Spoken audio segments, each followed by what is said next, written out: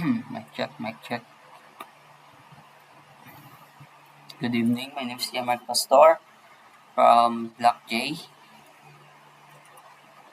So, ang napili kong website, itong Mountland Cheese Diary. So, why you choose this website? Pinili ko tong website kasi dahil napakasimple. Yan, parang sobrang simple siya. At kulang ng information ng original site. May isa lang siyang paragraph na walang malinaw na navigation, walang visual appeal at hindi user-friendly.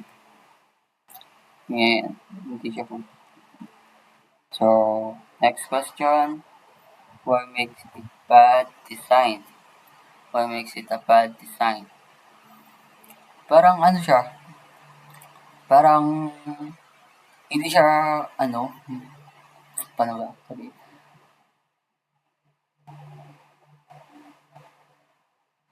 parang walang proper navigation menu, walang visual hierarchy, parang sobrang plain at boring, hindi mobile friendly, walang clear call to action button,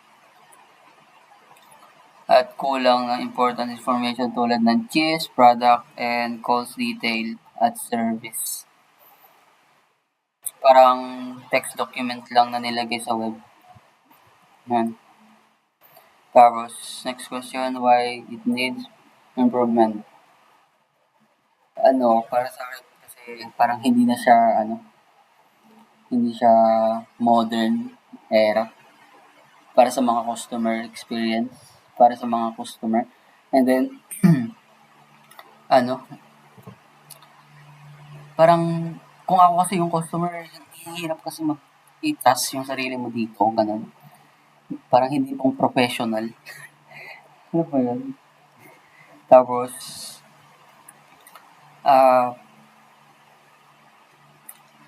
kailangan nila ng website na magpapakita ng kanilang product, service, to contact information na madaling makita at ma-navigate.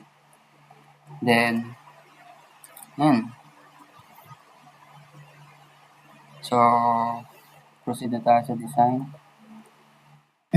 So, ito po yung design ko, ma'am. So, ma'am, nung ginawa ko to dapat trial lang. Kaso, parang, tapos na ako sa oras kung uulitin ko pa siya. Kaya, nung mag-video na ako, tapos chinek na yung oras, parang wala na. Kulang talaga yung oras ko, ma'am.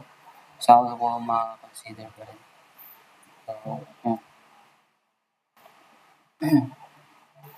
So, ito yung kulay na pinili ko kasi nga cheese, di ba? Kasi yung green. Ayan. Masyado siyang brown. Boring. Ayan yan. Ito, home yan.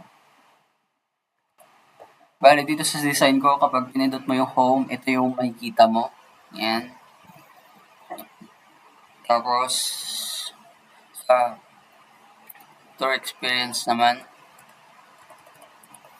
parang, napindot.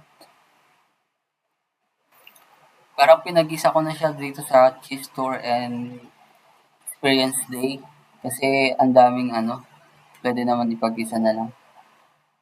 Gaya niyan. Ito. And then next, dito naman sa our signature cheese collection. Ginawa ko siya kasi dito sa our cheeses and cheese box and biscuit. Pinaghiwalay-hiwalay pa nila, pwede naman po siyang pag-isa. Gaya po na ito. Itong design na ito. And then next, about.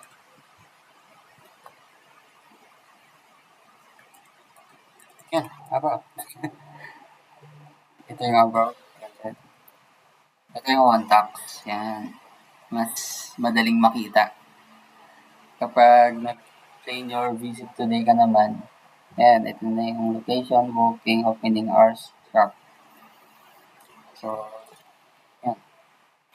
Ito po yung design. So, yun lang po ma'am. Thank you po.